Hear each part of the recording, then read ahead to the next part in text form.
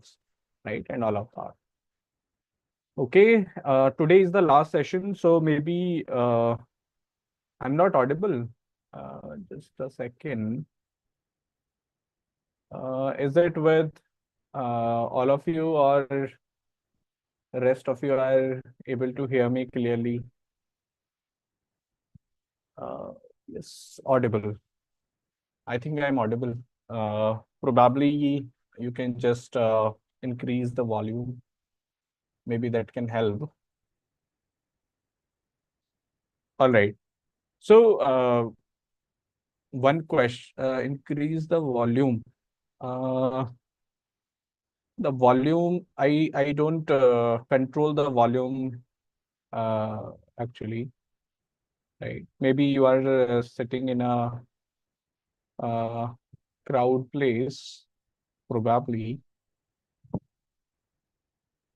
Everything is clear. भाई बाकी लोग बोल रहे हैं सब क्लियर है.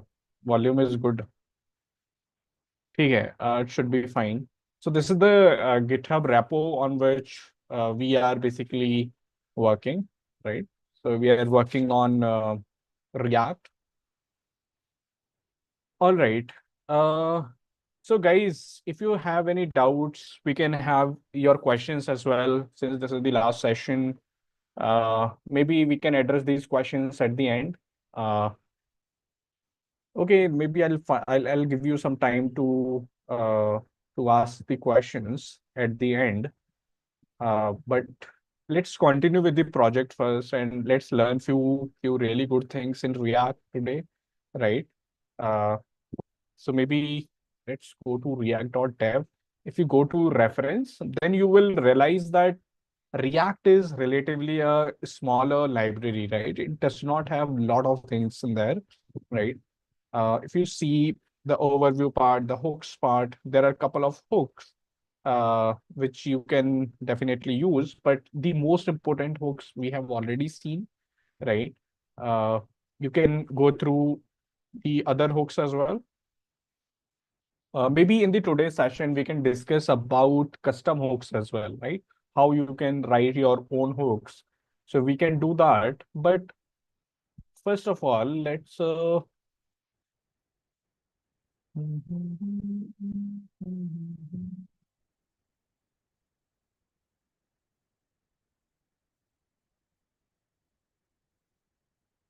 okay.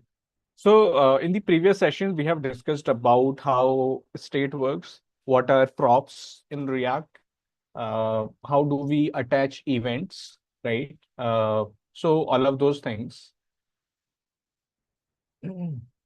So anyway, guys, if you are not saying anything, you can keep your video off.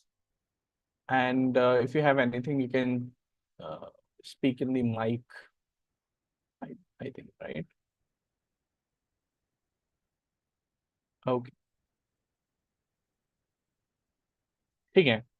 So let me continue with the shopping cart, and let's add a few more features to it, and we will finally deploy it to the Netlify, right? And that's a very easy deployment that you can do for your projects.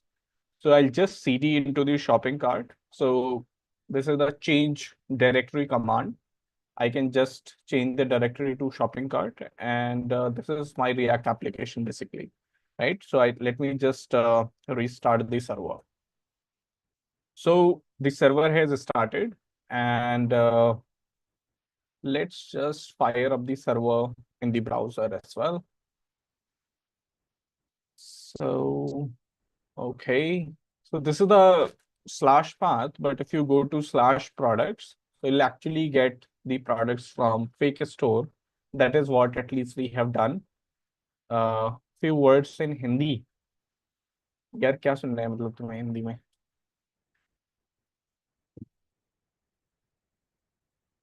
क्या बताया जाए आपको? I think English is more inclusive, given the kind of audience we have. So we actually worked on this feature as well, like how to basically show a single product. And then I told you that you can definitely associate the comments with these products, right? Sir, have you shared your screen? Yes, I have shared it. Can you see my screen? The application, the shopping cart application. Yes, others can see it. ठीक है, थोड़ा सा time लगता है ना, to make sure that everything is working fine. Anyway, all right. So let's continue. So what I would like to do in the today's session is that uh, maybe we can add a banner session, banner right over here at the just below the navbar, right? In the all products page, we can have that banner, and I'll use the already built-in banner, right? That I'm using in my course. Maybe it should be there in just a second. So let me use the banner from my existing. So I'm not gonna write the CSS in because it's a very simple banner.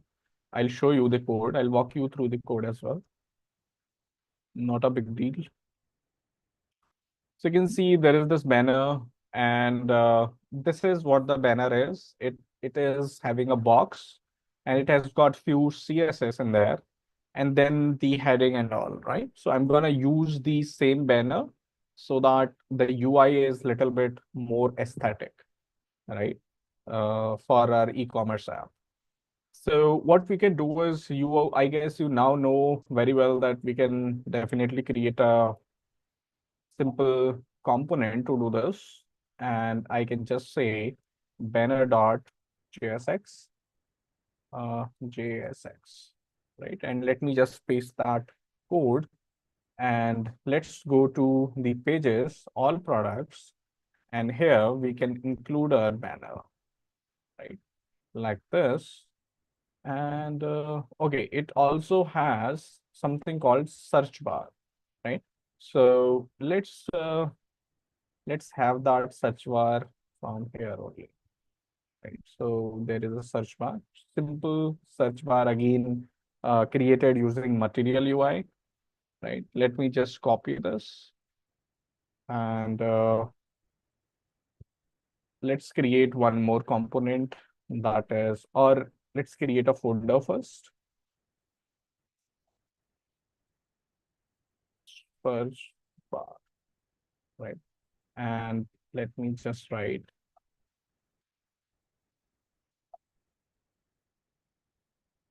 search bar dot JSX. That's it. This should resolve the issue that we were getting. Okay, so now you can see we are actually getting this banner, and we can get rid of this heading. We don't need it anymore. And we can have some margin as well, right? So that can be done via different way in React. So one second now. Maybe let's go here, and let's say margin top has to be 10. Save. You can see there is now some spacing below the banner. We can have this, we can change it to 5. Okay.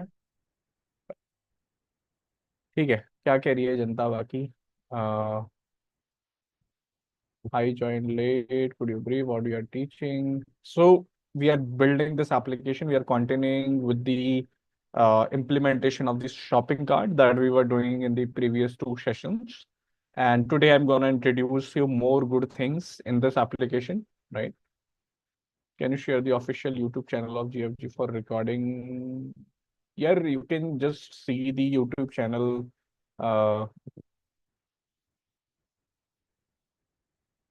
Okay.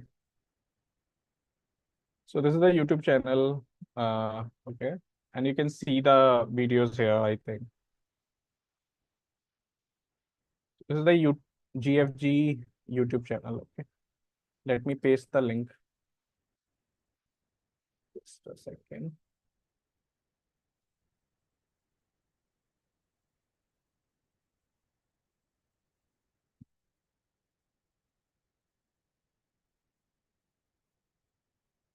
So let me chat.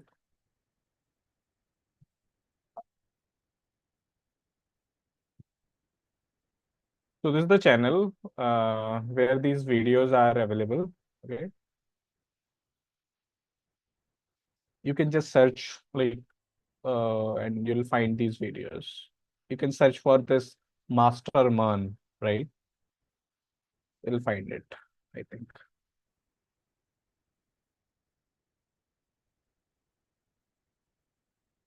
Okay. Uh, okay, let's focus now. Let's focus now what on the things which we need to do today. So we have added the banner. Now what I want is I want to add a cart functionality. So that, for example, let's say what I want is if someone clicks in there, and if he clicks, we can have a button right over here, right? So let me go to show product, and we can basically have a button, and that button can basically says that okay, add to cart or something like that, right? So if someone clicks on that add to cart button, we should be adding the let me just remove this for now, and let me say add to cart, save. So there is this add to cart button that we have now. If you want, I can just move this into the next.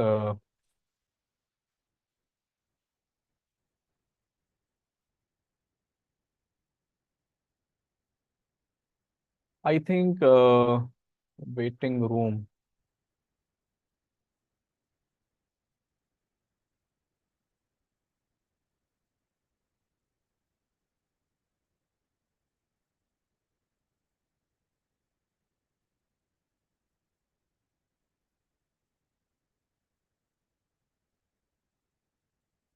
So I have added, I think, all of the people who are waiting, right?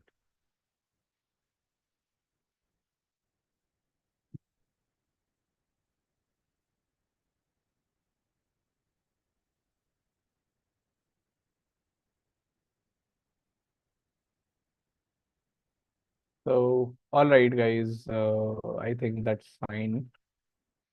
Rest other people can join through YouTube or. Okay, I have admitted all the people who were waiting in the uh, were waiting to join the call for an enterprise application. TSX. We'll talk about those things, TSX versus JSX, TypeScript versus JavaScript. We'll talk about those things at the end. But let me first quickly finish this part, uh, the concept that I'm gonna discuss. So let's say box. Let me create a box first. Uh, and I think we have it.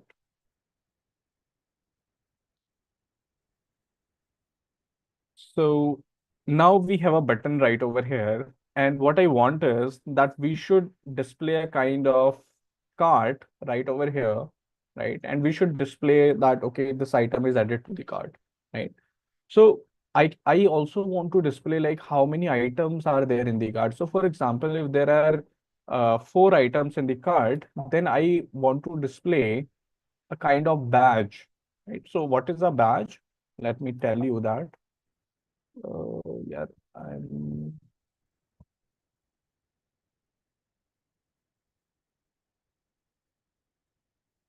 okay.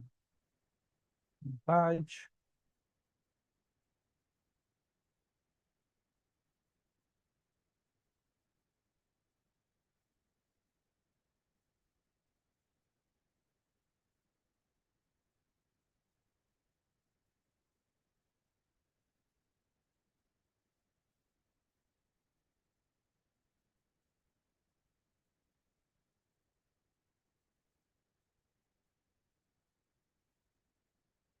Okay.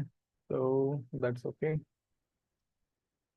You can just stop your videos, I think, because that's not needed. So this is what badge is, right? I just want to display the number of items in the cart at this place. So we can have some icon also at this place instead of a card. And let's have the icons. So you can use material icon from the material UI only.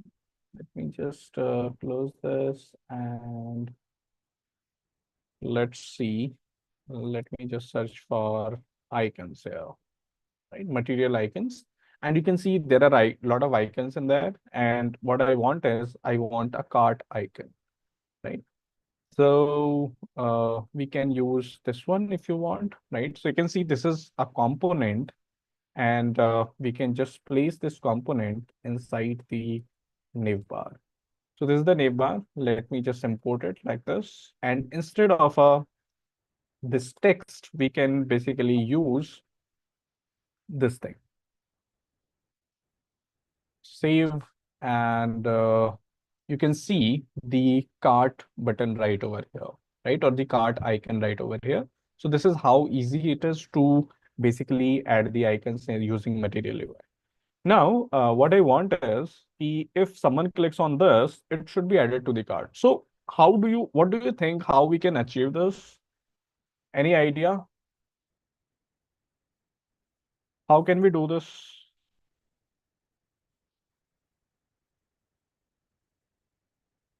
So let me increase the font size as well.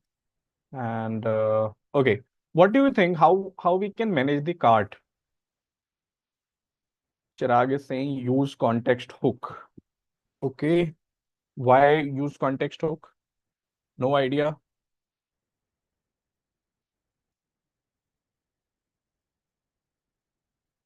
On click, we need to change the state using event. Definitely, see, the first thing would be that definitely we would need an event, right? So for example, if you click on this button, then we definitely want to perform some action, right? So that's understood. That's fine. What's next? State management, all the event on context. Okay. Save.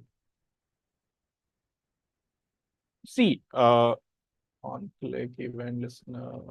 See, the thing right over here is, so there are two things, okay? So if you click on this button, right? So this is a cart page. We also want to list down all the items which are there in the cart, right? And at the same time, this is my nav bar, right? So I want to display the number of items in the nav bar, right? So there are two things. First is I want to display the number of items in the nav bar.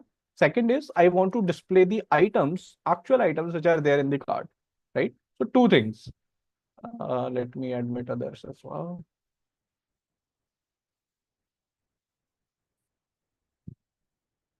Okay.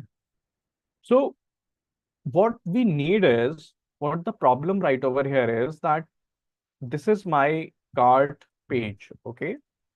And then the second thing is the navbar, right? This is my navbar. Now, at this place, I want to basically display that, okay, these are the number of items in the cart, right? Let's say four, right? I want to display this. Second is I also want to display the items, exact items. I want to list down exact items which are there in the cart. So like this, uh, let me just copy. So this is what exactly I want, right? So you will see the cart information, right? So the number of items which are there in the cart and the cart itself is basically getting utilized in two components. One is the cart page, second is the neighbor. Because in the neighbor, we need how many items are there. Here we need what exactly the items are there in the cart, right? So I hope the problem statement is clear to everyone. The problem statement is clear, right? We need cart information in two components, right? So sometimes what happens is in the applications, right? Whenever we create a enterprise application, so the requirement usually comes in wherein we need to pass some information in multiple components, right? So what are the different ways by which we can pass data inside the component? what are the different ways by which we can pass the data inside the component? Props, right? Props are the conventional way by which you can basically pass anything inside the component that we already know, right? But since right over here, we have two components where we need this information, so we can do this via props, right? So this can be done via props, but think of a situation wherein we need this information in multiple components. For example, let's say whether the user is logged in or not. So this information can be required in multiple components. So you cannot pass props for all of those components, right? For each of those components, you cannot have just props, right? Because we will have long props chain in that case, and that's make your application performance slow, right? So what we need is we need something like a global state, right? So what we can do is we can create a global state somehow, right? Global state, and this global state can then be passed down to, then this global state should be accessible in each component directly without props, right? Not via props, but directly via some other way, right? So we can create this global state kind of thing. Herein, I can simply have two things. First is I can have carts array, right, which contain the items which are there in the cart, and we can have a cart length, right? Uh, which could be nothing but cart dot length, right? So cart dot length. So whatever the length, so whatever the length of your cart is, that is what the value of cart length would be, right? So so this is what I want now, right? So that you understand this another concept by which we can basically pass some data globally in a React application, right? So that that information can be accessible or can be accessed in all the components out there in React, right? So what we can do is we can basically use a something called context API, right? So let me just show you this. Use context, right? So use context is a React hook that lets you subscribe to context from your component, right? Let's see the usage. Uh, Passing data deeply into the tree, right? Updating data passed via context and all of this, right? So the main idea of context is that it allows us to basically, we can basically create a context. So context is a kind of, it help us basically creating this global state.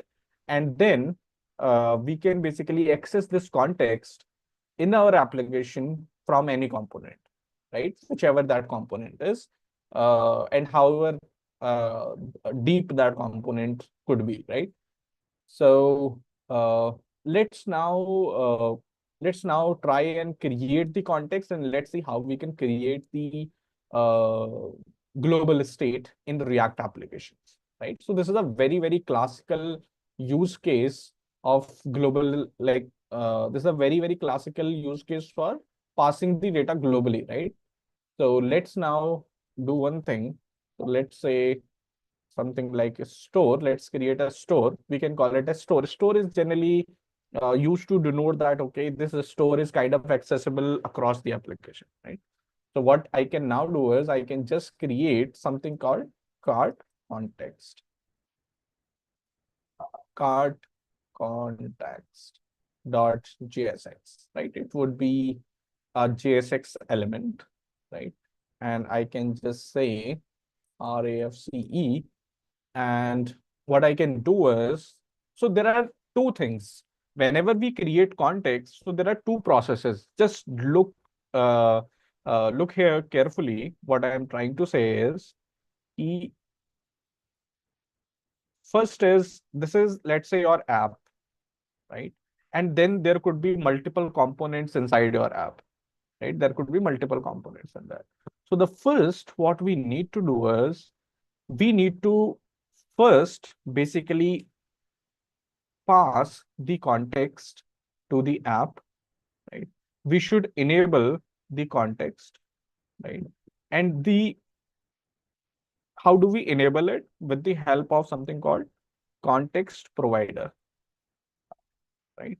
So first, what we need to do is we have to create a context provider, right?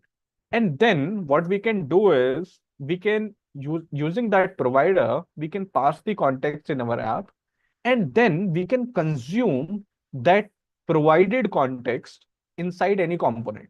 And we will see how, right? So first, right over here, what I'm gonna write is the provider code. How do we create providers, right? Which can basically pass the context in the application. How do we create such providers, right? So it would be very similar to this.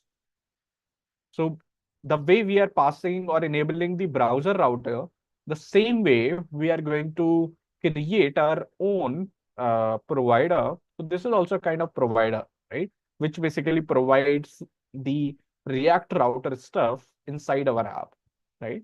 So let's go here and let's call it something called cart context provider, right? So it has to be cart second cart context provider, right? Like this, and we can for now let's put this in. That's okay. We might change it later on. And let me just remove this div as well. We don't need it. uh we will see what we can do. So first of all, what we have to do is we have to create a context, and to create a context we can use a create context method provided by React. And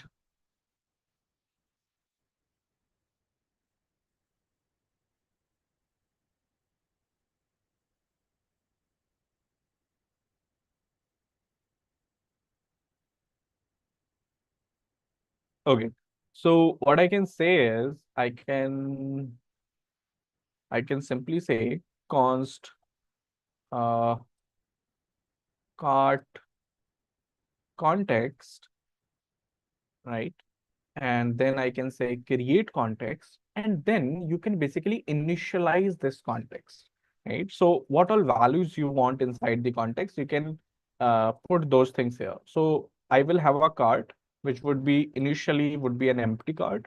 Then next thing I want is the cart length, length, and that would be uh, it could be initially 0, right?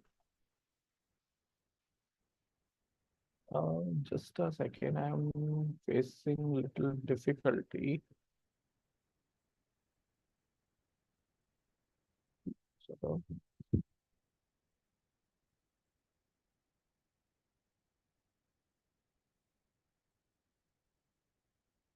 okay. So this is the context, and this is what we are going to pass throughout our application, right? So we have initialized it with the empty array and the value 0, right? Now, what we have to do is we have to basically see whenever you are inserting something into a cart, whenever you are adding item into a cart, then cart should also update, right? Cart should update. So your UI should also be re-rendered. So how we can make sure that whenever you update something and the UI is re-rendered, how we can make sure that? How can we achieve that thing? With the help of, if something changes, if the cart is updated, we also want to update the UI. How do we achieve that thing? With the help of user state, right? As simple as that. See, why few people are saying use effect. Why not use? It's not a side effect I'm talking about. Okay, it's not a side effect. You're not doing anything outside React, right? What I'm asking is that if you want to basically update the UI, right? If some variable changes and you want that variable should be repainted to the UI, then definitely it should be a state, right? So it cannot be a use effect, right?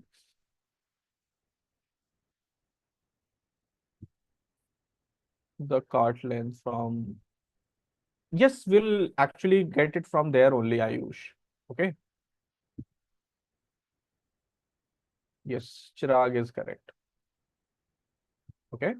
So what I'll do is I'll simply say cart, and to update the cart, we will have a state updating function called set cart, and I'll simply say use state, and this would be a empty empty cart for now. So I'm initializing this variable cart with the empty array.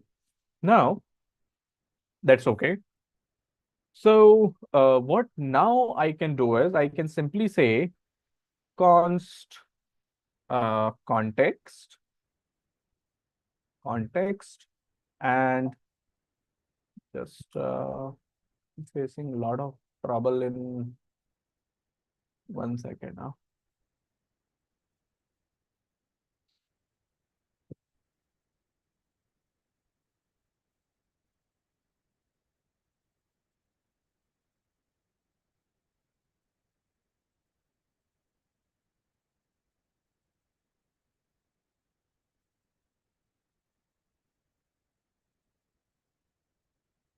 Just a second. I think this should be fine.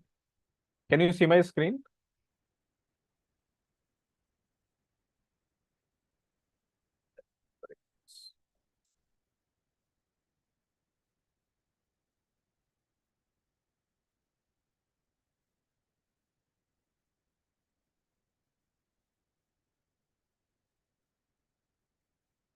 We can. So that's okay. Now,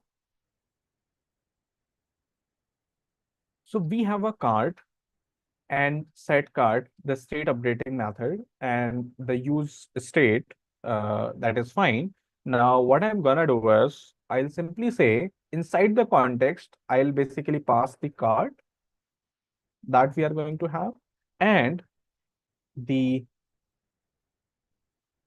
cart length, uh,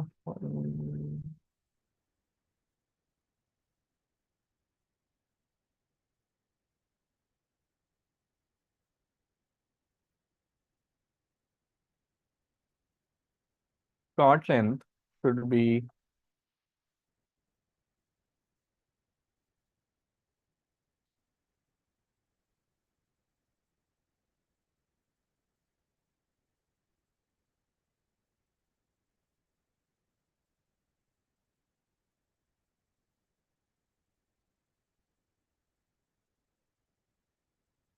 okay.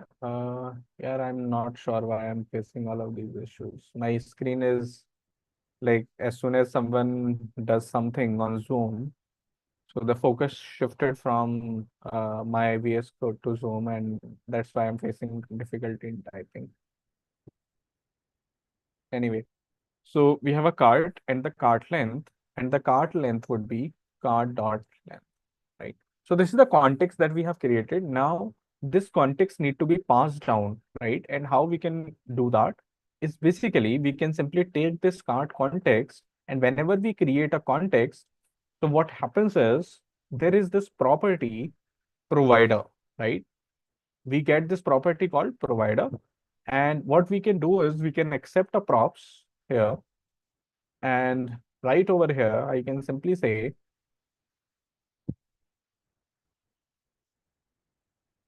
props dot children, right, like this, and that is fine.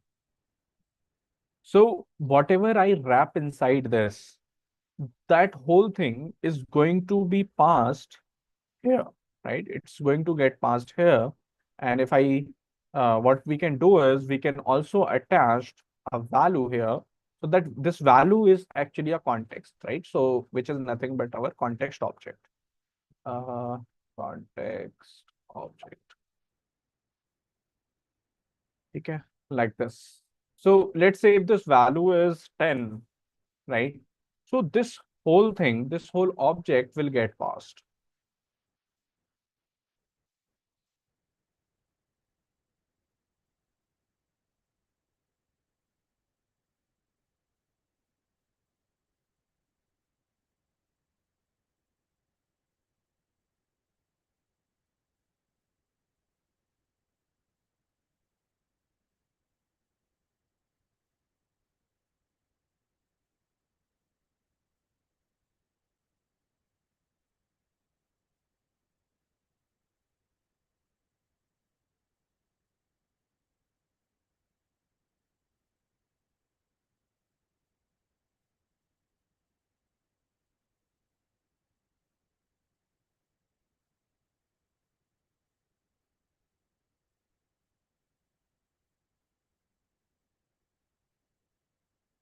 Just hang on for a minute here. Anyway, so we have a context and we are passing the context inside the provider.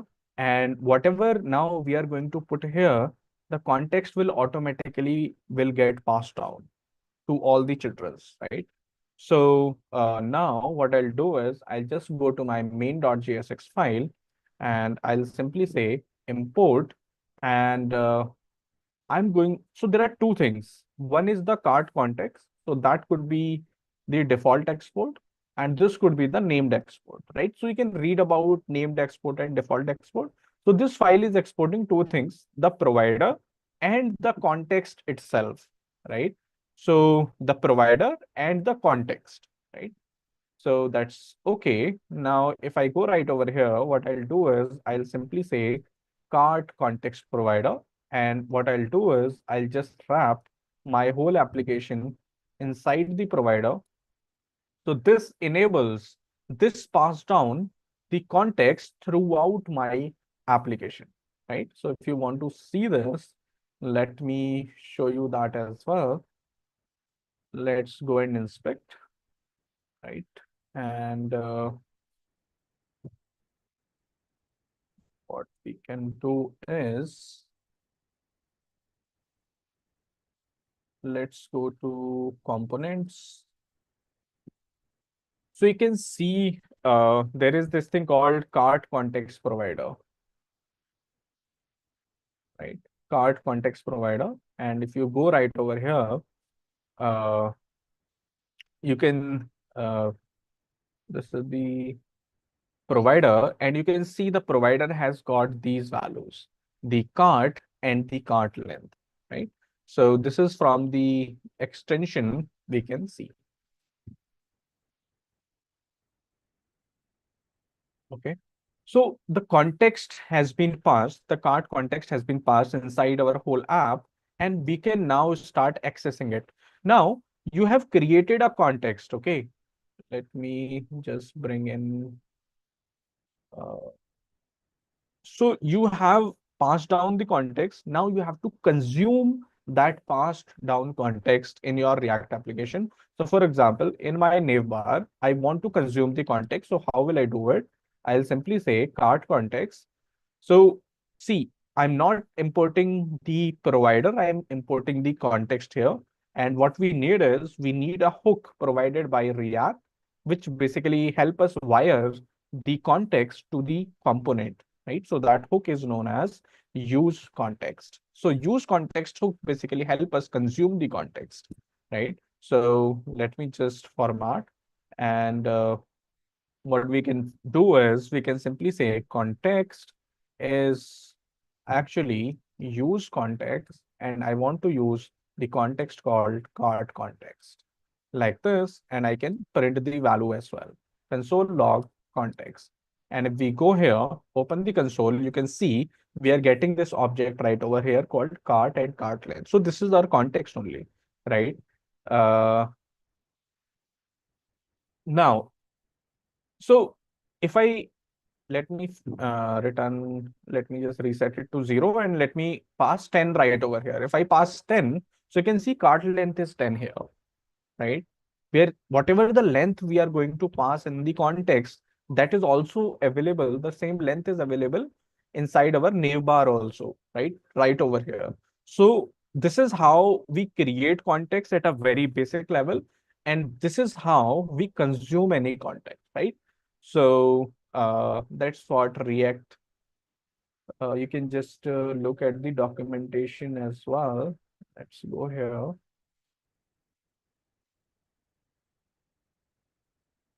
You can see theme context provider value stack. So things like the theme, the user, these can be passed down globally in all the components with the help of context, right? So I think they have given the they have written the demonstration as well how we can create the how we can create the provider and pass it down. So that's fine. Now now let's do one thing, that let's add something to the cart, right? How we can add anything to the cart? So we can basically create a method. We can create a method that add to cart, and this would be an arrow function. And I can receive the item right over here, and I can simply say set cart, right? And I can just say, so inside the set cart, so this is a state updating function. What we get is we get the current state as well, right? So the current state, or we can call it previous state also. So previous state is the state just before the updation, right? So this is the state just before the updation. So what? So this is an array only, right? So whatever the value of cart is, that is what the previous state is, and we can return the new array here, right? When we are updating it with the item. So let me explain it once. Let me first do it and then I'll explain it again. So previous state, and I'll put the item also, right? So add to cart method, what it does is it receives the item, and then it uses the state updating function set cart, and it sets the new array in the cart. And how it does it? So it spread all the items which are already there in the previous state, that is the current state, or the state just before the updation. That's why previous state. So this is the state just before the updation and the item we have added at the end. So this is how we are adding an item inside the cart. I hope this makes sense to everyone. So this is the spread operator that I'm using. Three dots denotes the spread operator. It's spread all the things, all the items which are there in the cart. It spreads all of those things inside this array, right? Yes. So now what I can do is I can use this method and call it from anywhere. Now, if I want to call it from anywhere, I can also basically pass this function as a context, right? So this is the empty function, which I have written right over here. And then what I can do is I can just say add to cart. So I am passing the add to cart function inside the context now as well, so that we can call it from wherever we want, right? So that the cart, we can insert item inside the cart, right? And let me simply change this logic also, instead of hard coding it, to cart dot length. So whatever the length of your cart is, that is what will get populated inside this variable called cart length. Okay, I'll save, and now that's fine. So what I'll do is I'll basically display the badge here. So we can definitely use material UI for that. So I can simply say a badge, right? So this is actually a badge, right? So let me just bring in the badge, and so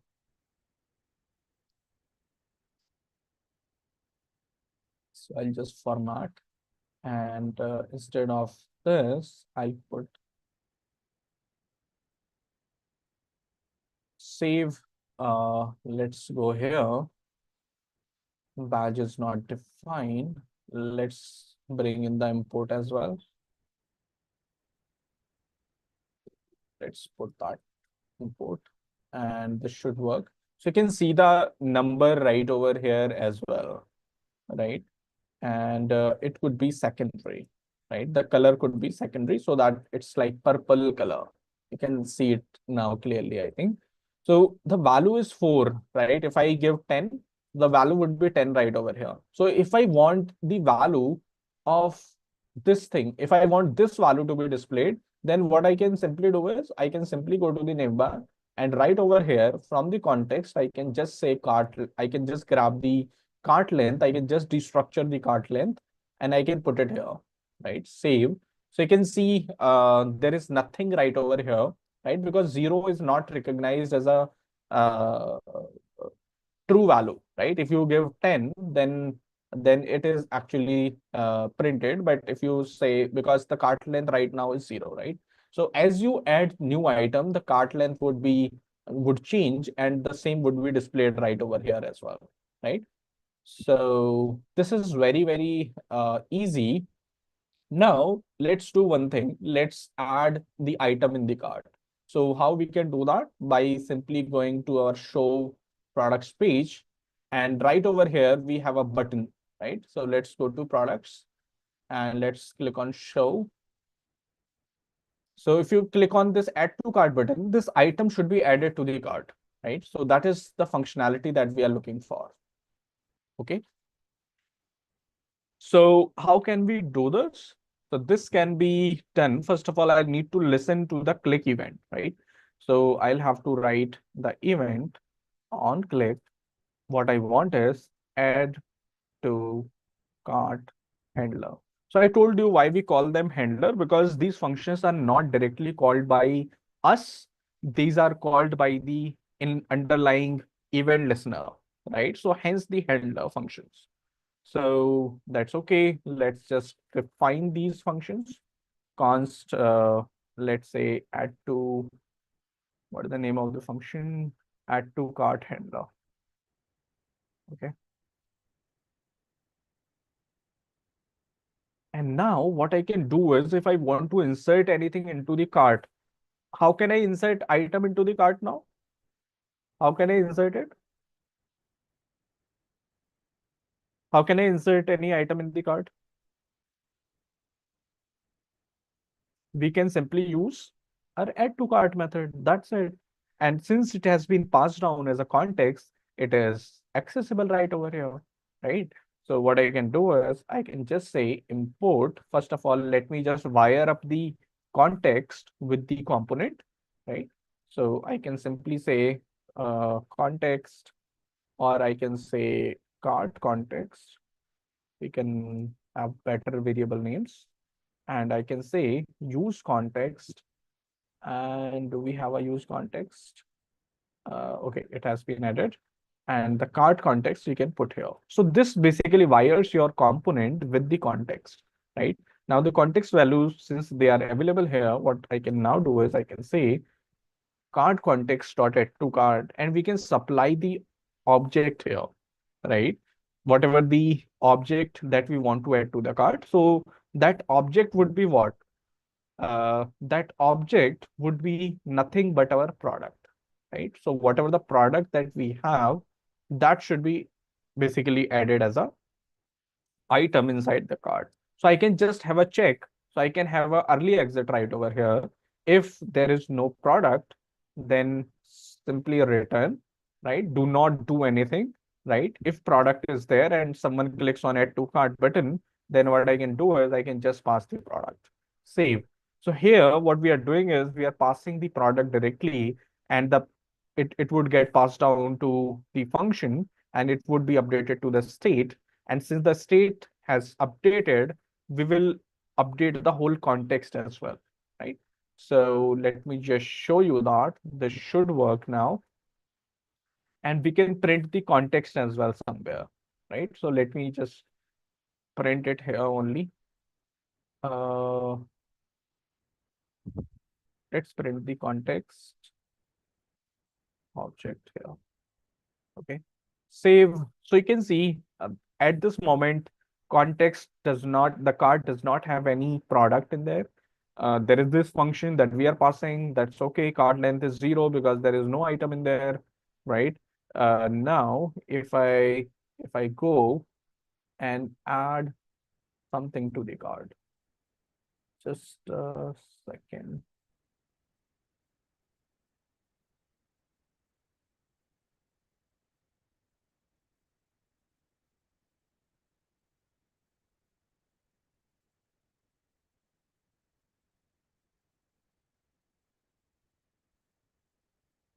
Okay, I think I have been blocked.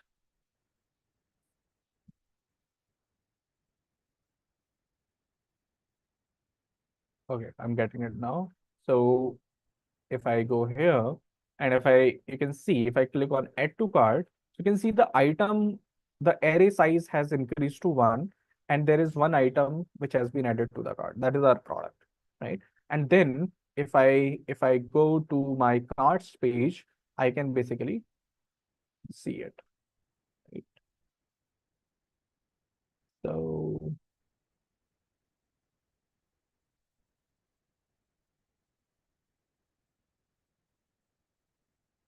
so let's go to the carts page, and let's also display these items, right? So we should be able to display the items which are there in the cart onto our carts page as well, right? So let me say cart, and right over here, I'm gonna have the cart context because cart context has the cart items.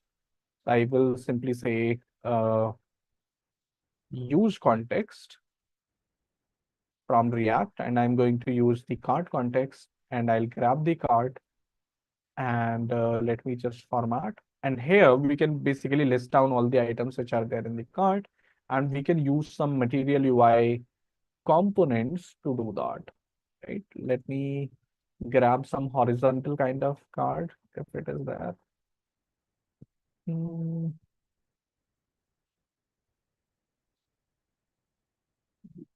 control.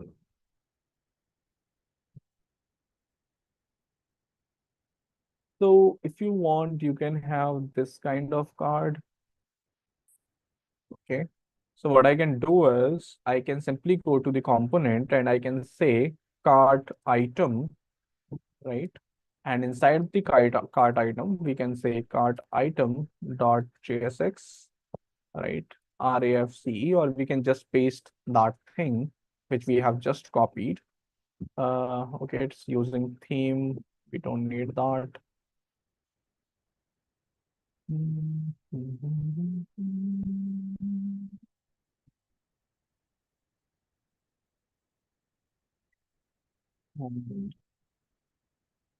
Let's remove these conditions for now. We don't need it. I just put something default here so that we can customize it quickly. Save. Now, what I can do is I can rename this as well. Cart item, card item. And this can be a arrow function also so that we are consistent across. And export default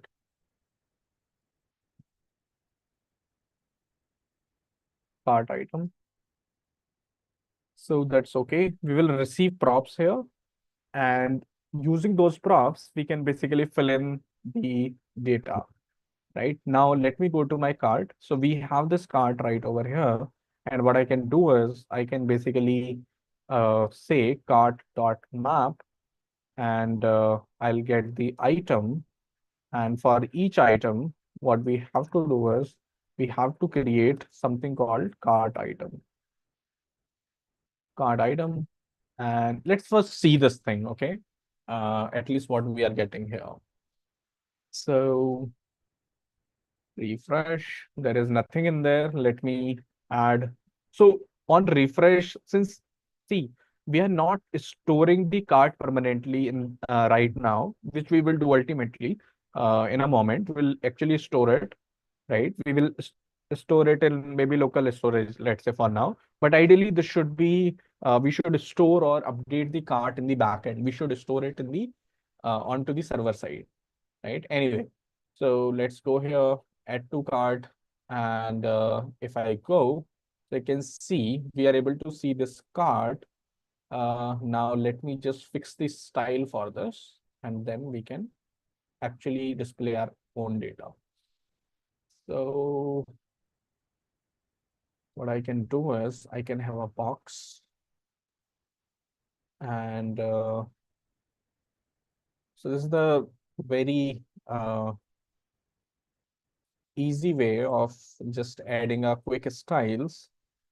So this could be 300 px. Width has to be.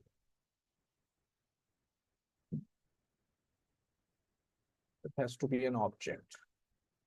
So SX is the prompt, which basically accepts a style object. So this is the style object that I am passing, and the outer curly braces denotes the JavaScript being injected into JSX. Save. So you can see the, we can say 350. It's fine. And now I can basically display the title right over here. So I can simply say props dot title, and then we can display the price as well. So for now, I'm just props dot price, and then we can have the image as well. Uh, props dot image, right? These button we can remove, or we can instead have plus and minus button, so that let's say if you want to increment that item in the cart, you can do that as well, right? So, uh, okay, let me have the actual buttons. So let's go to material icons, and I can simply say plus, or okay, I can have this one, add icon. Let me put the add icon.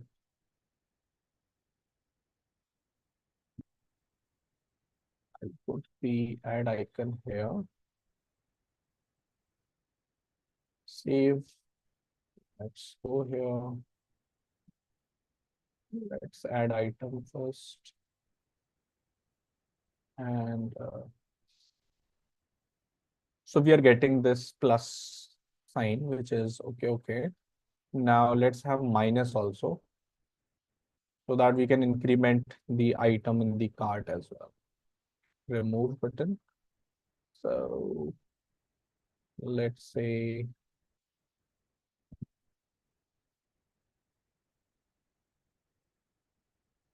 first of all, let me import, and let me just use the remove icon here, and we can get rid of this. So these are kind of icon buttons that we have. And let's again add few things. And we also need to pass the data uh, side the cart item component. And how we can do that is by simply saying title. Title has to be item dot title, and image has to be item dot image. Description has to be description item dot description, and price has to be item dot price. Save.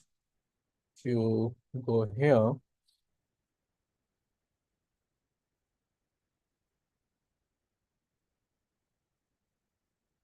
okay, let's go in there. So you can see we are kind of getting this right. Uh, Let me fix the image.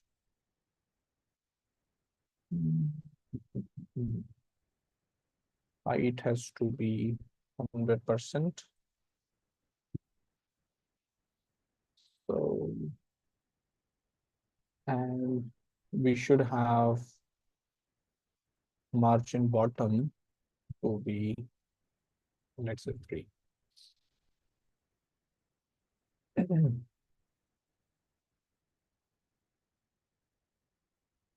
Acha, tell me how we can persist this data inside the local storage. How we can persist this data inside the local storage like permanently? Can we do that? If I want to do it quickly, can we do that? How we can persist this to the local storage, the cart that we have? So if you observe right over here, if I refresh, the cart is lost, right? The data is lost because it was in the program memory, and once you refresh, the program memory also gets refreshed, and hence it's not available.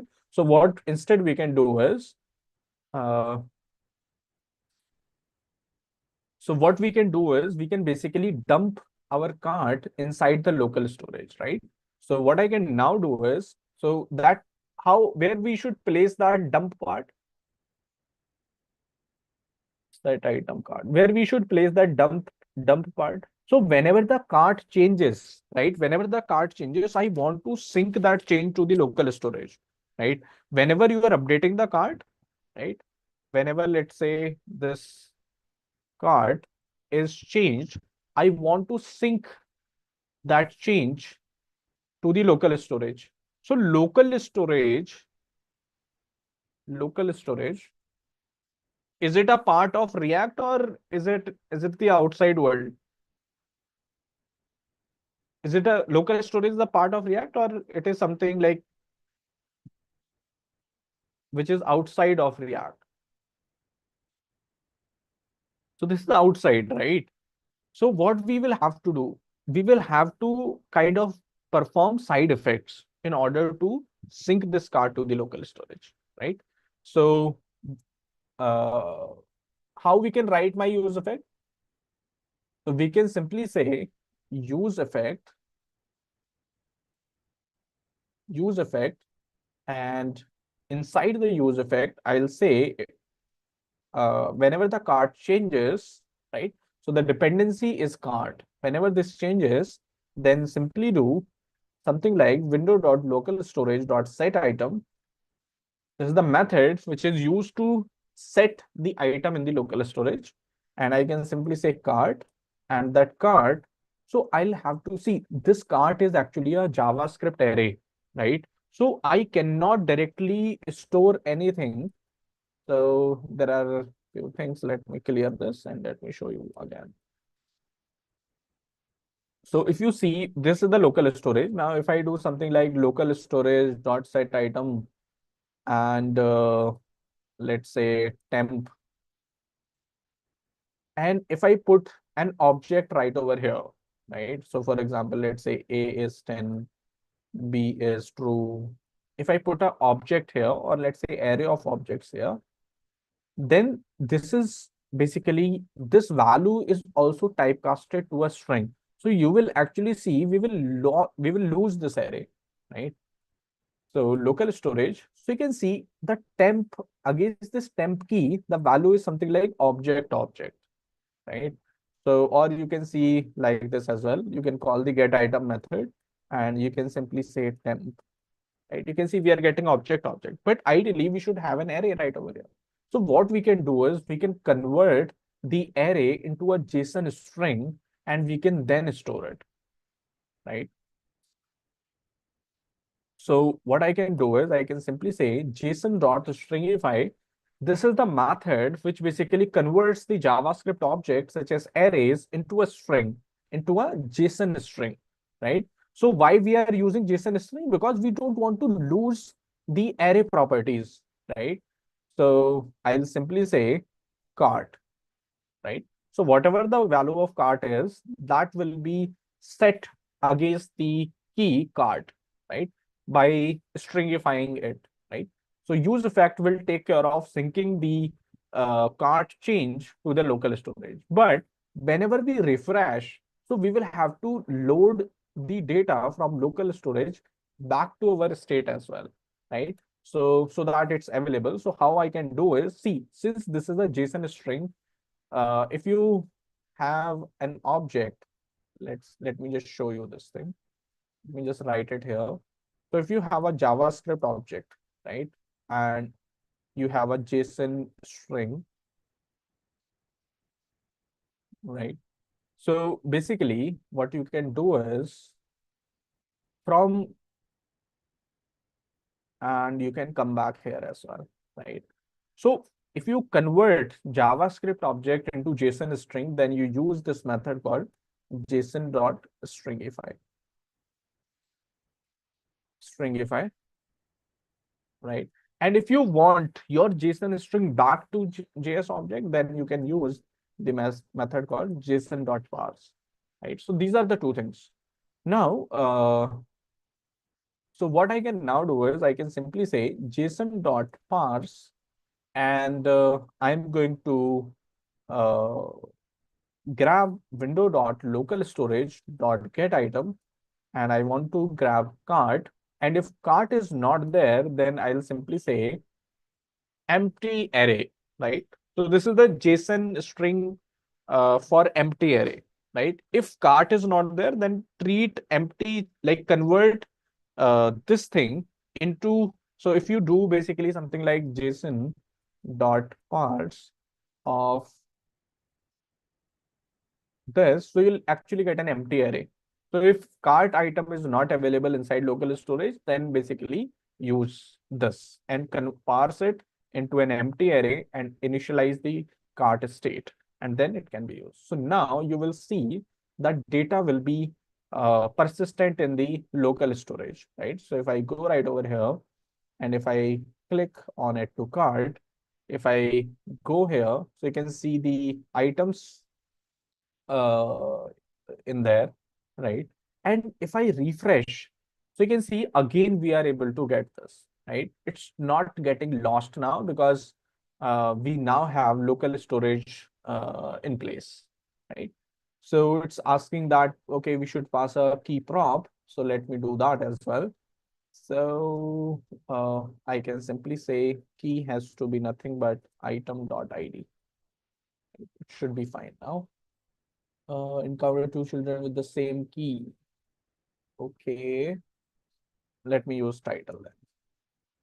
Just has to be unique. Okay, there is a better solution then. I can use index as well because I need a unique thing, right? So this seems fine. And we have the items in our cart. So I hope this is clear to everyone how we are able to do this.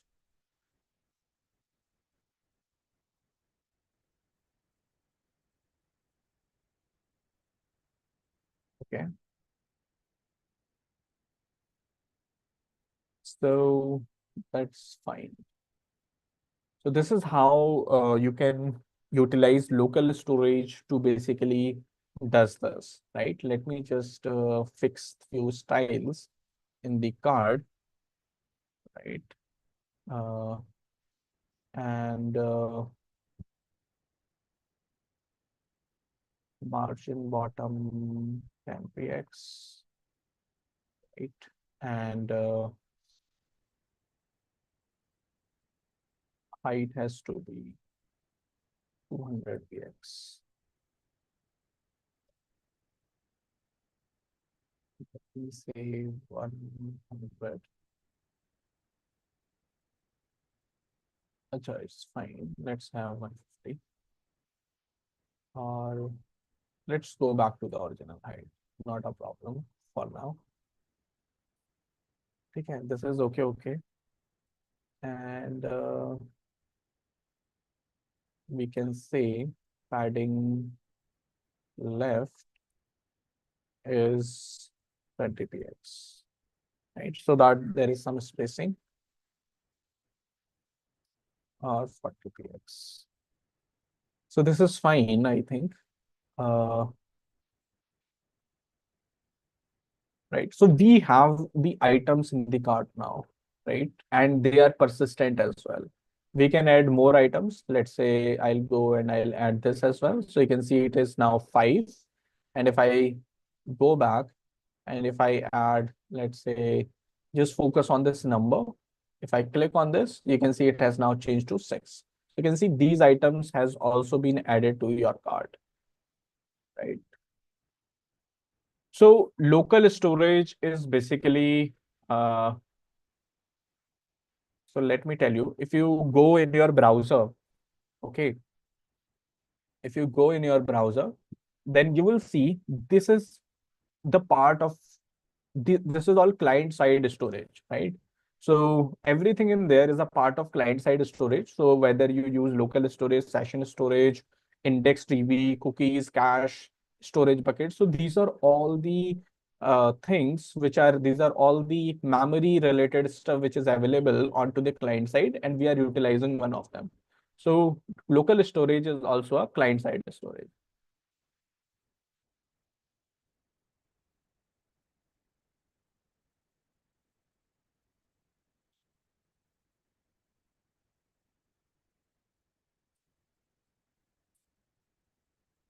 So see, we will have to write the logic for all of those things, Sharad, definitely, right? Your question is valid, but uh, we are not focusing on those things. We are more focusing on how we can utilize React features to achieve few things, right? It's not a full-fledged working application. Definitely, it requires a lot of things, right? We need to polish it a lot, right? Then only we can achieve all of those production uh, features that you see in other applications, right?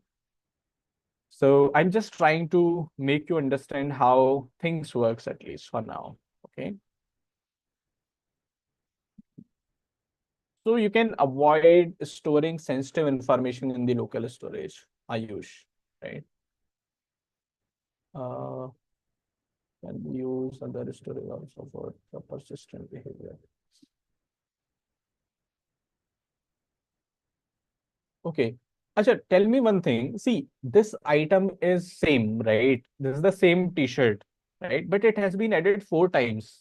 Ideally, what should happen is we should have something like quantity, and we should be able to increment and decrement the quantity accordingly, right? If you are adding the same item, it should be the quantity should increase, not the item should not be added separately in the local in the cart, basically, right? So that is what should happen ideally right over here. How can we implement that?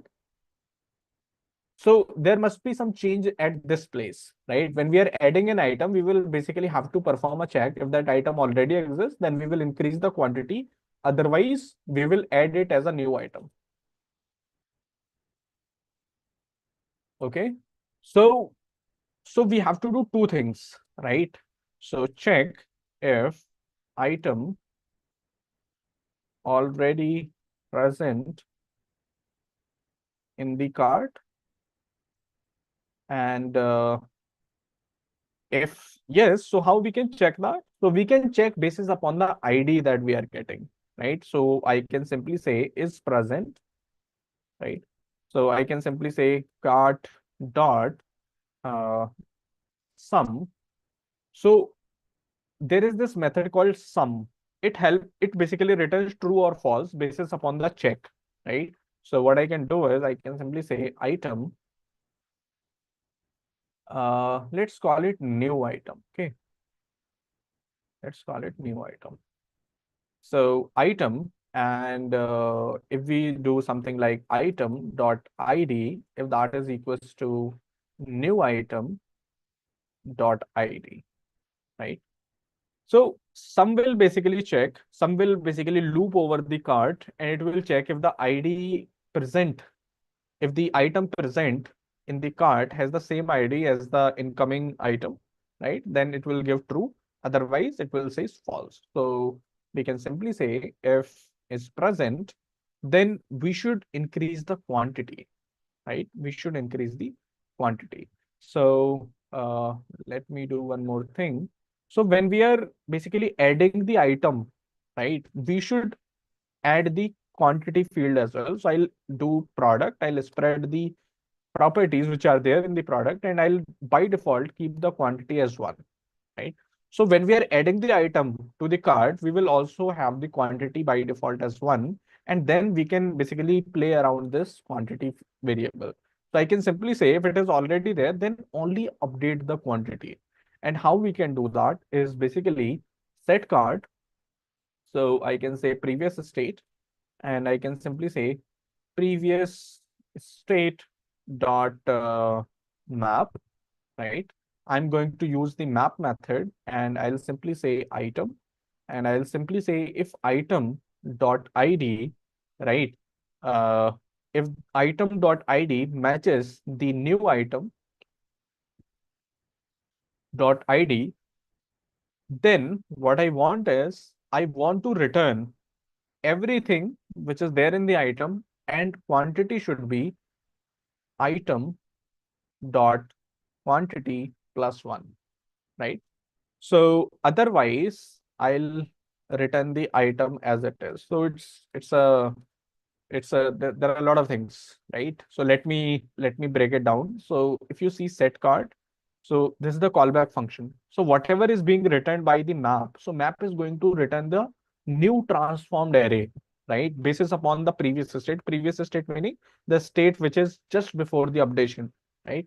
So previous state dot map, which is previous state meaning cart, we are iterating over the cart, and we are checking if the ID of that item is same as the new item, right? And since it is already present, we have checked that, right?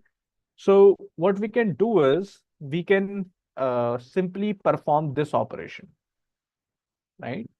Otherwise, we can so we can spread all the properties and we can simply say quantity should be increment by 1, and otherwise I'm just going to map the item as it is. I'm not going to increment the quantity, right? So you can just do chat gpt around this key, uh, like how this is working if you are not able to clearly understand, right? uh, Otherwise, if this is not present, then what I'll do is I'll just do this, right? So these would be the two conditions. If the item is already present, then this operation will takes place. Otherwise, we will simply add the new item after the state, right? After whatever is there in the cart. So let me just clear the cart now, and let's see if this logic works. Local storage dot clear, and local storage is empty.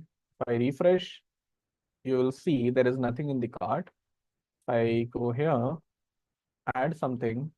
So you can see the item has been added, but if I add it again, so you can see the length is still 1, right? If I go here and expand this, so you'll see the quantity, right? So you can see the quantity is 2, right?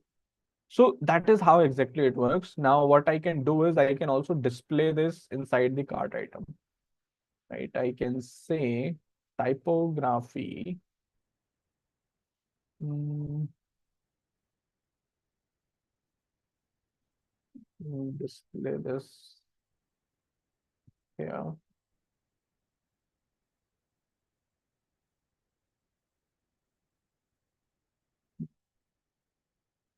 In,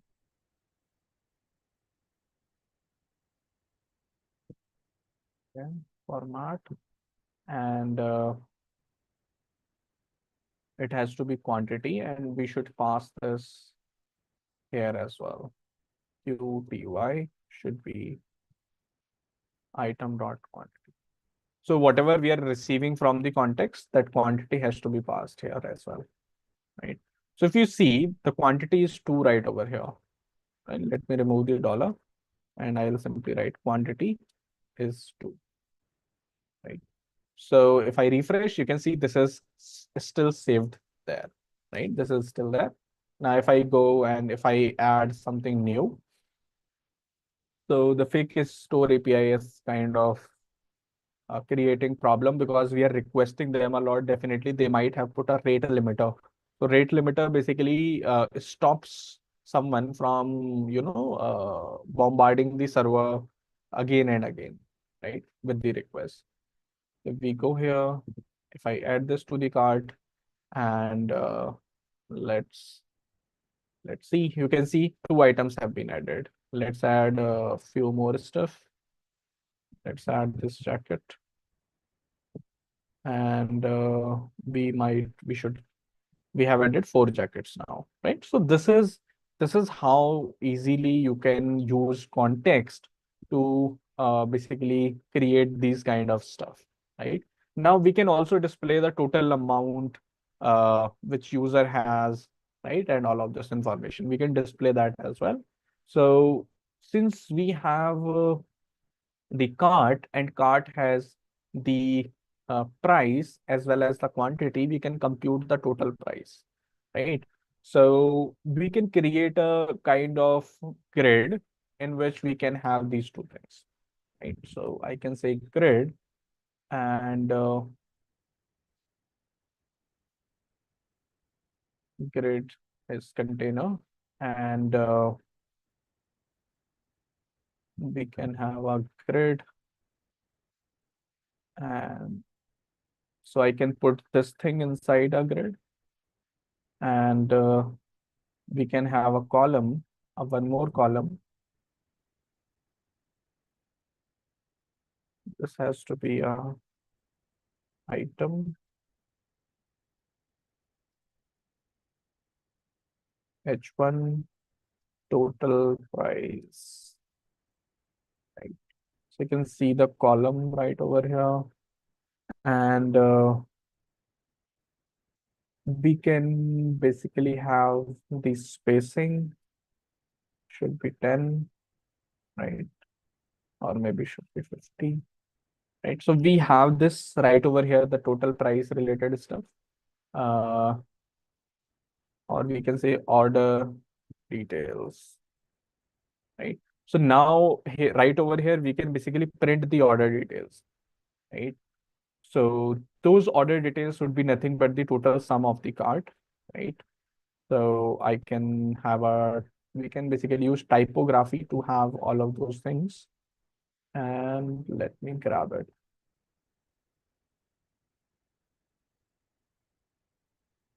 Typography.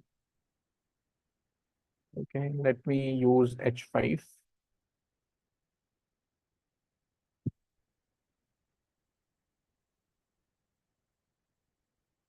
This one, format, save. Let's see. Let me import this as well.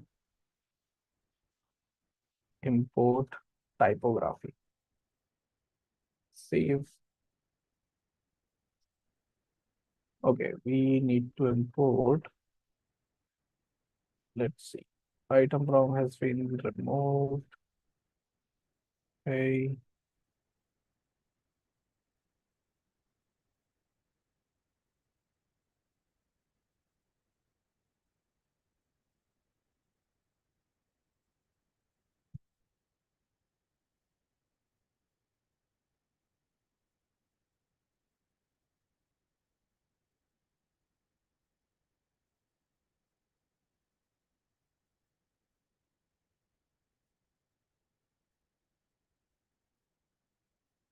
Save. All right. Go to the cart. So we are getting this heading, and right over here, we can simply say total amount, right? And total amount would be, we can basically calculate the total amount here. Const total amount. We can use reduce method, right? So why I'm using reduce method, I can also use for loop. Can anyone tell me why we should use reduce method and not the for? So see, you can do the sum using for loop. You can iterate over the cart and you can do the sum. But it is recommended that we should use reduce method, right? Array reduce method for such things. Why? Does anyone knows it? Can anyone tell me why we should use reduce method?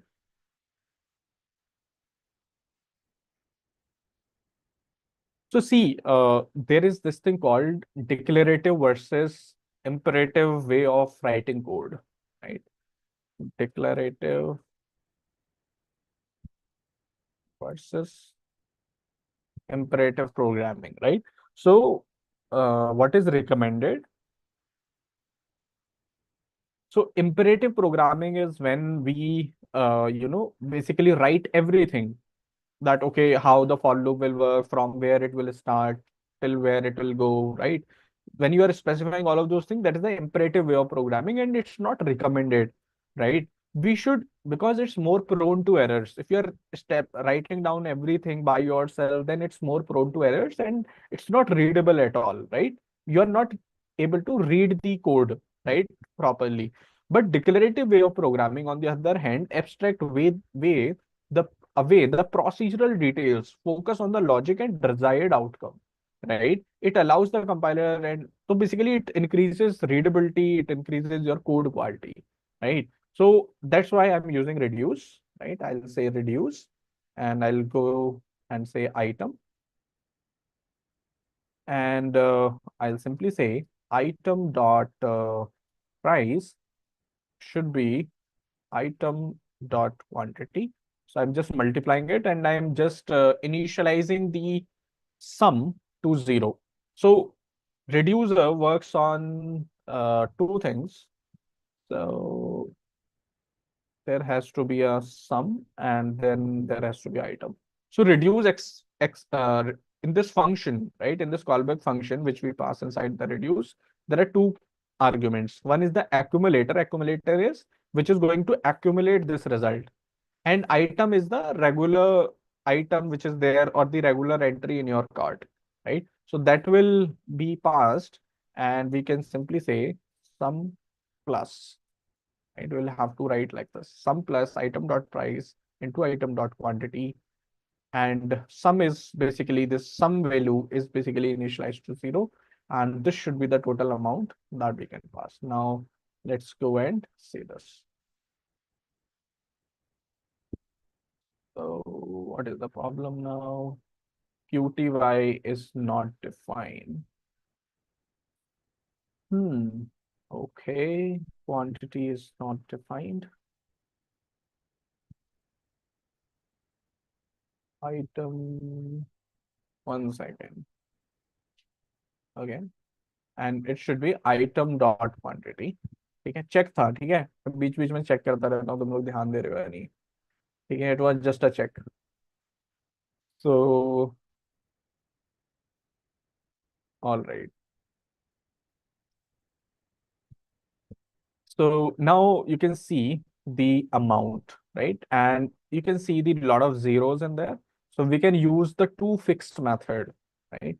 So that we can round off it to fixed MDN, right? There is this method uh, which we can use to fixed, right? So I want to fix it to two decimal place.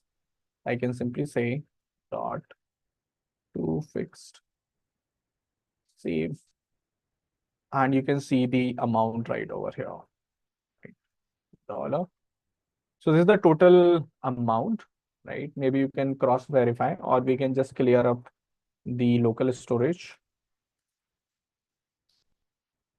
And you can see the order total is 0 right now. If I go here and if I add this, so this should be 44.6 if I add 2 items, right? So okay, the total item, is there a problem with the logic?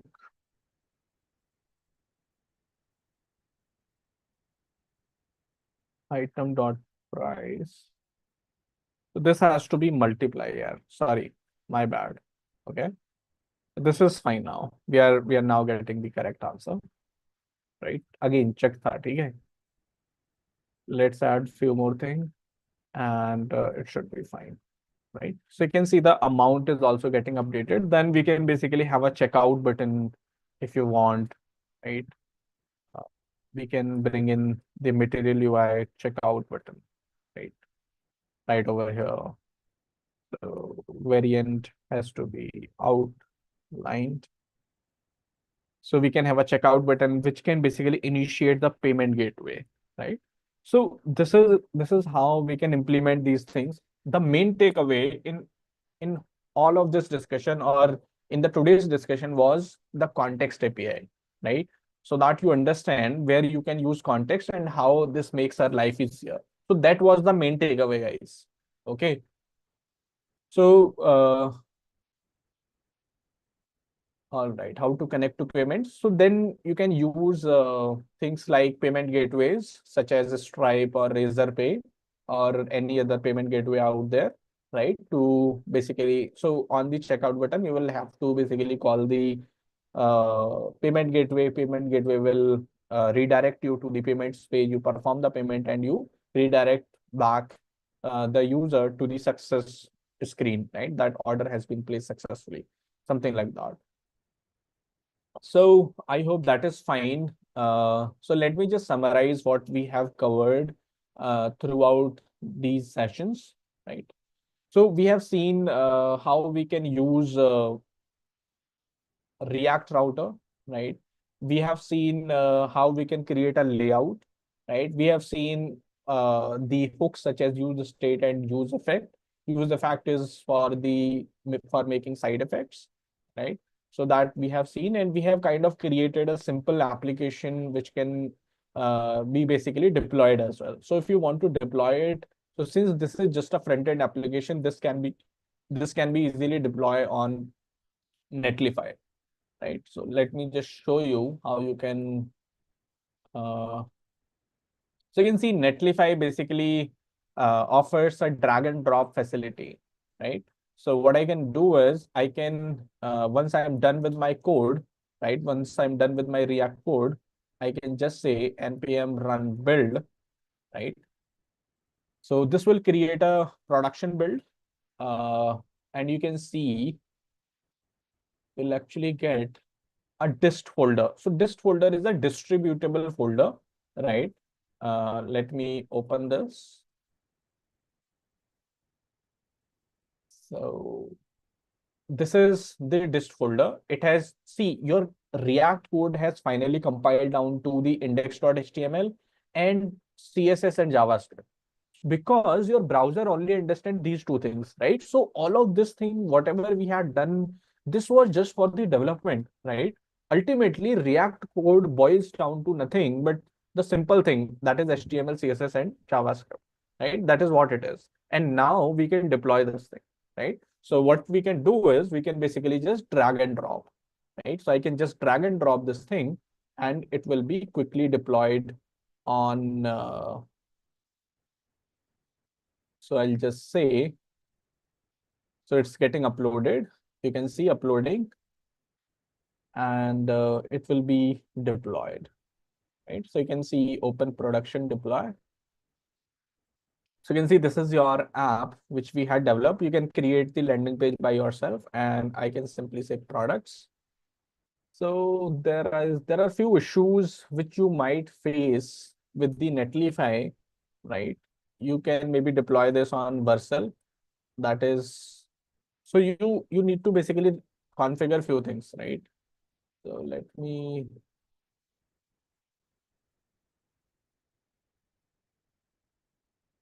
just a minute. Let me just grab that link first.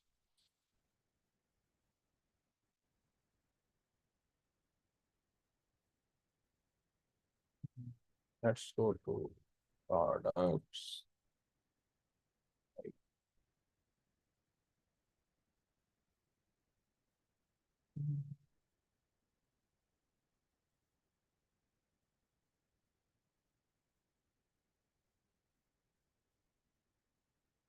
Okay, I'll have to page not found means error correction online. So you'll have to make few things, but I can quickly fix it, right? If you want, I can quickly fix it. Let me just delete this distributable file and we can do a simple jugaad for now, right? So what I can do is instead of uh, hosting the all products onto slash products, we can simply host it at slash. So this is, guys, again, this is just for learning. Don't take it otherwise, right? Actual deployment process is quite complex and it's not like this drag and drop thing. This is just for you to have fun around it, right? I'll do some jugaad right over here. Okay.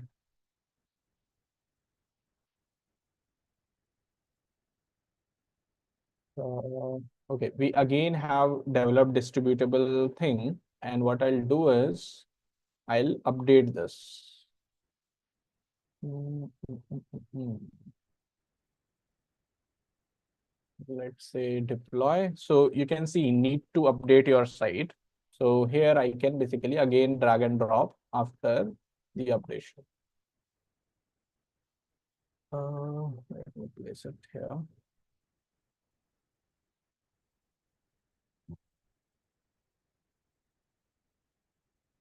It's uploading now. So it would be updated. Let's open this, right? So now you can see your website actually, right? And you'll see the products uh, also.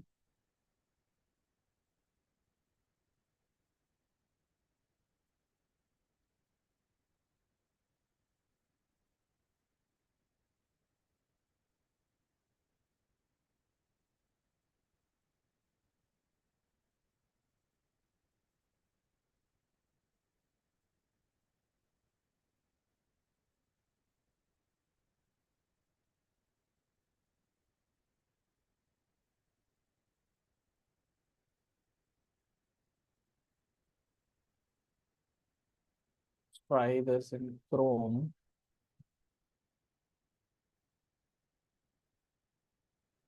Okay, so you can see the products as well, and it's working. You can try it out by yourself. Okay. This is free. You can just sign up with your GitHub account. Netlify is free, by the way, right? And you can avoid clicking on this one now. You can click on login. So you can see the login page.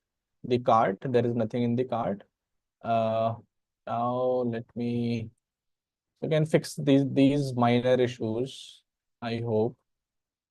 Let's click there, add few items, right? And if we go here, you can see the quantity is 4 and this item has been added, right? Maybe I'll quickly fix the navbar also. Navbar, and instead of this, we should be having this, right? And ls, let me delete the dist folder and we will quickly update again. Npm run dev, npm run build. This will create a production build and let me finally deploy it once again.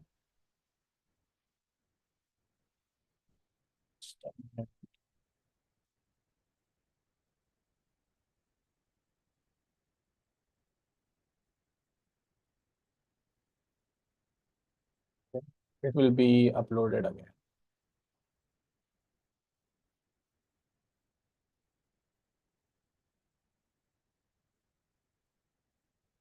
Okay.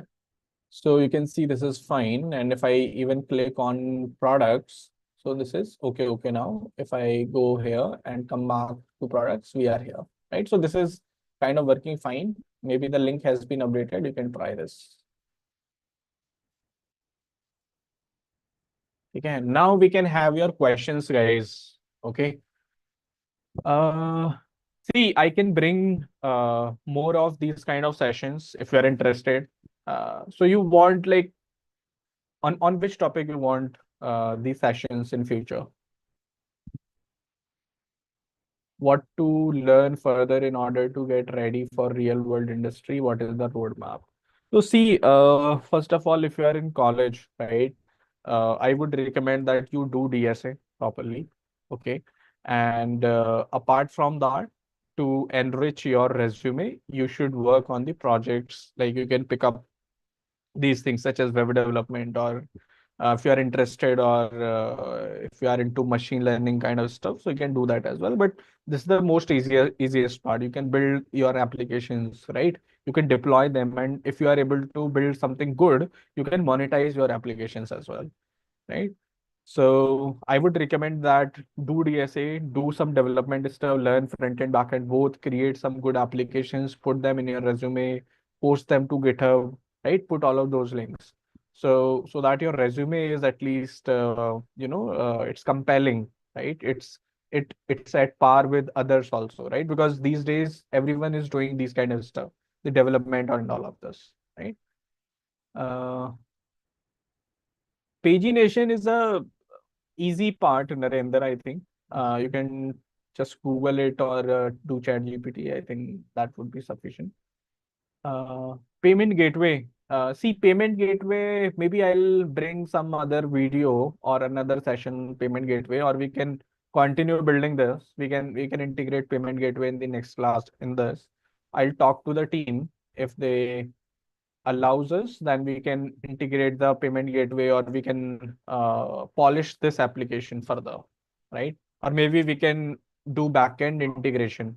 So like in these 3 sessions, we have more focused on the front end part. In the upcoming session, I can migrate the backend. I can start adding the backend related stuff here, and basically we can connect our own backend instead of using fake store APIs. Next time we want MERN stack project. MERN stack project. Yes, uh, we can extend this project to the backend as well, right?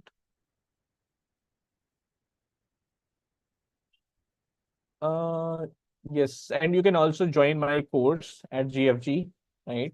and that's the online course, FSRNL course. Let me show you that quickly. Geeks.org. So guys, if you know me, uh, so this is me. You can read about me. Uh, I'm working as a software engineer right now at PayU, and mostly in the backend, right? Uh, but I have been teaching MERN stack for around more than 4 years now, right? So you can follow me on LinkedIn as well if you want, right? You can just search my name and okay. I'll try and bring more sessions for you guys, especially we can have backend and all of that in the project, right? Maybe that would be interesting stuff. We can like introduce authentication, let's say, right? Authentication is one of the challenging topic, right? And I have seen a lot of the experienced developer face difficulty in that.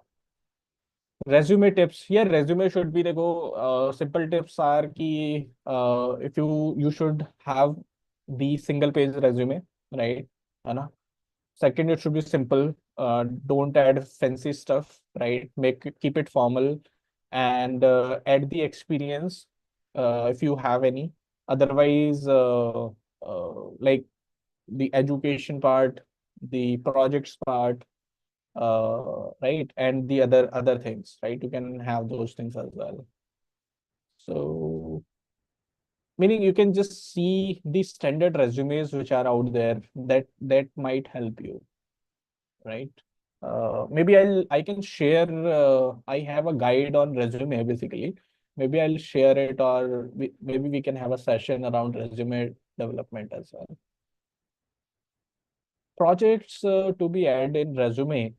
See, if you have something unique in your mind, or not unique, if you have something like which you wanted to build for a long time, you invest time on that, make it, put it in your resume, host it somewhere like on Netlify or Vercel or Render or AWS, right? Put that link in your resume. It increases your credibility, right? You can do those things basically. So the thing is ki I have seen a lot of people, what they do these days is ki they copy paste the things, right? Just for the sake of adding the things in their resume. Don't do that, because you might get questions around that project. Like, why did you choose the database that you are using? Why did you choose Node.js on the backend, or whatever the technology that you are using?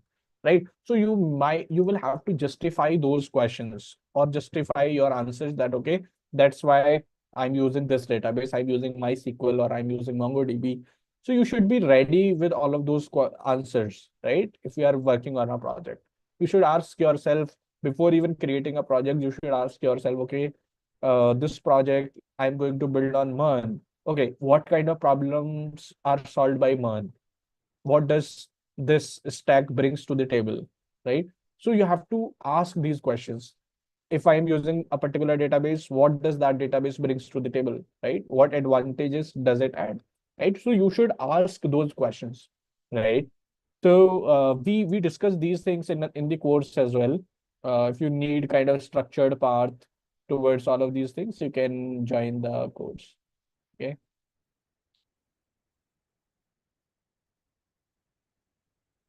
Okay, so yeah, that's it, guys. Any other question?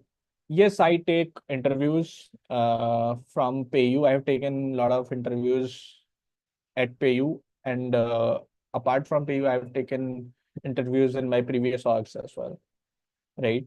So tips is key that you should be confident first of all, and you should not bluff, right? And interviewers, they are mostly looking your approach, right? They are mostly looking at your approach. They are not that interested in the final answer, right?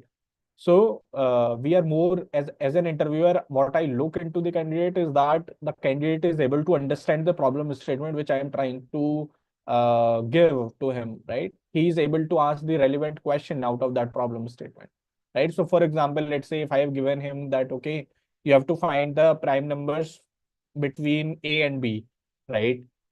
So let's say A is a number, B is also a number. You have to find all the prime numbers between A and B. So the next question that should come from the candidate is that what should be the range? What could be the maximum value of A and B, right? How many numbers maximum, how many maximum prime numbers I would be processing, or I would be uh, asking, right?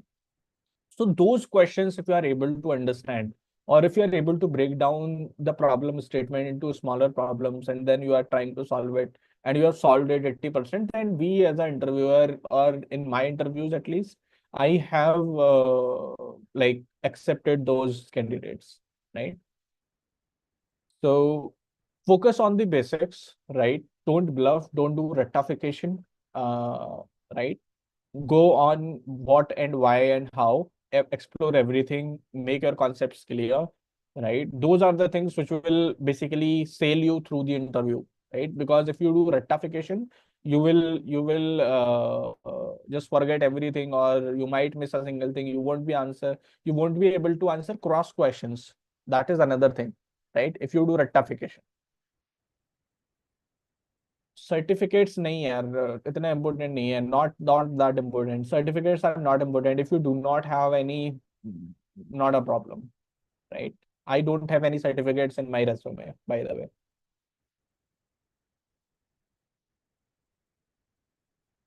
How can we add maps? Like, so you can basically use the APIs, such as, I think there is this thing called Dropbox. So maybe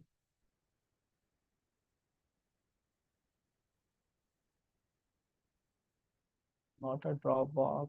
Uh, One second. Map APIs. Not this one. Mapbox. Yes. You can use Mapbox APIs, right? So Mapbox is I think they provide you there is a freemium model as well. You can get few features for free, and you can use Mapbox.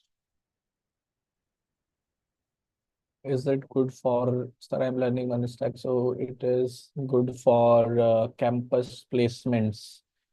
Uh, See, definitely yes. Right? It is going to enrich your resume with the relevant skill, which you are going to work in a organization, right? So in a company, you are not going to uh, get a question on DSA that, okay, this is the DSA question you have to solve. It's not like that, right?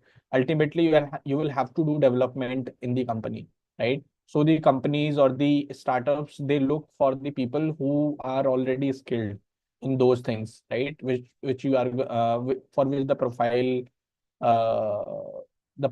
they are hiring for, right? Okay. We can also do this with Java. Some people say that I am very what? What you can do in JavaScript?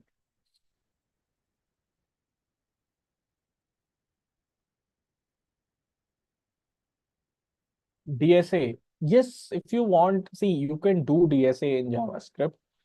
There is no harm to it, right? The thing is ki, see, JavaScript is kind of a very flexible language in itself, right? And the concepts such as object oriented concepts are not that well defined there, right? So that's why people try not to go into JavaScript in whenever the DSA comes into picture, right? Because the things such as Java and C++, they are more object oriented, and they help us implement the things in a more structured way than JavaScript, right? Otherwise, you can do it. See, ultimately, what matters is the solution that you are bringing to the table, right? Uh, those things matters the most at the end, right? So even if you are using Java and you are not able to solve the problem properly, then it does not make any sense, right?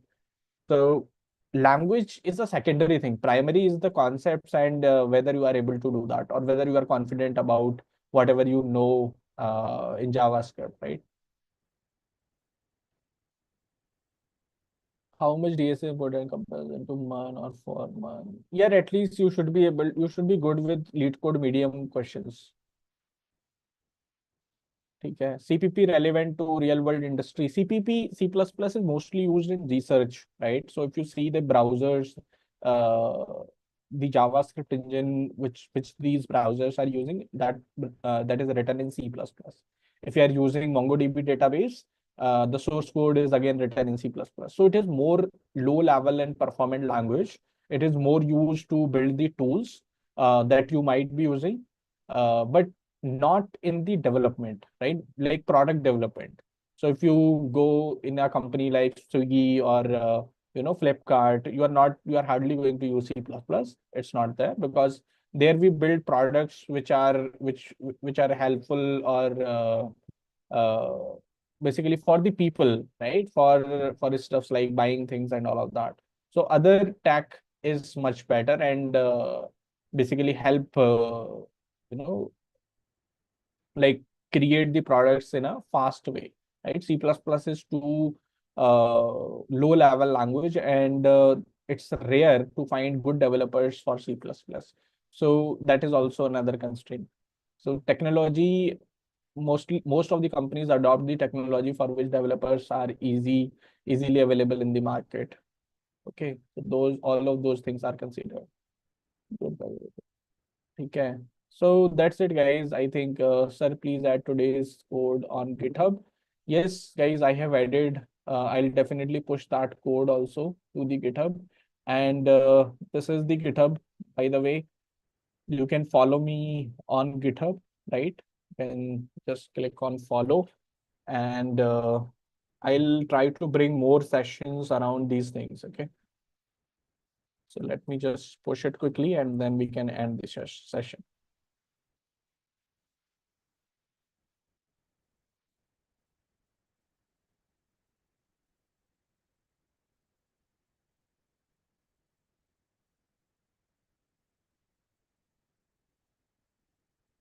So the code is pushed, guys. That is it for today. If you want, you can follow me on LinkedIn. Okay, so let me show you. You you can follow me on LinkedIn, and maybe you can, if you want, I can share the resume templates and all. Okay, that's it for today. Bye bye.